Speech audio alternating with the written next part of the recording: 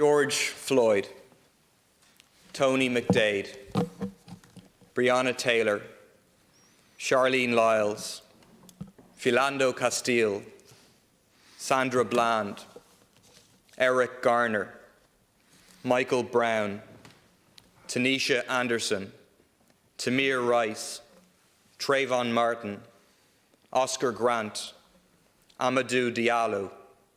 I could say the names of black men, women, and children murdered by racist vigilantes and racist police in the US for my full 5 minutes, and I could go on for much, much longer than that. I stand with those in the US and around the world who are rising up against systemic racism and against racist policing in particular. In the US, they've been met with extremely violent and brutal repression. Rubber bullets, tear gas, cavalry charges, hit-and-run attacks, arbitrary arrests, protesters shot, journalists shot, medics gassed, brutalised, and much more. At least 2 people have been killed, and over 10,000 protesters have now been arrested. People are being maimed by the police. Many have lost an eye or more. Even children are being shot, gassed, and pepper sprayed. Trump's authoritarianism is deepening by the hour. He's declared that anti-fascists are terrorists and that he will deploy, quote, heavily armed soldiers against the protesters. It is repression on a scale comparable to a dictatorship. He has also invited white supremacists to respond to protests with violence, tweeting, "When the looting starts, the shooting starts." One man responded, pulling out a bow and arrow, aiming at protesters before he was subdued by those protesters. Tanaiste, we need a clear message, without equivocation, to be sent to the Trump regime and to those on the streets. Will you say Black Lives Matter? That we stand with the Black Lives Matter protests and that we stand against the violence and the racism of the Trump regime and US capitalism.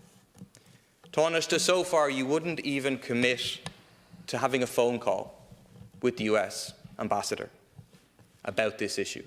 It's pathetic. It's not only time to have a call with Edward Crawford and to explain people's horror about what's happening, but it's also time to inform him that as a representative of Donald Trump, as long as the US police forces are brutalising peaceful protesters, that he's not welcome here. Tanaiste, we need to send a clear signal internationally. What the government says and what the government does will be seen as indicating which side you're on, whether you're on the side of the Trumps, the authoritarianism, the racism, the brutality, etc., or whether you're on the side of the majority of Americans who support the protests, who oppose what Trump is doing and are standing up against injustice, oppression. We need a strong stand, and that means sending a signal to the US government, sending a signal to the people protesting, sending a signal around the world by taking that action. Deputy Minister, 1 minute. Deputy, I'm not sure what's needed now is to be linking US capitalism with protests that are taking place across America today. What's needed is political leadership and community leadership, like I said earlier, to stand up against racism, to reassure those who feel that they are victims of it, that things will change for them. That's what's needed.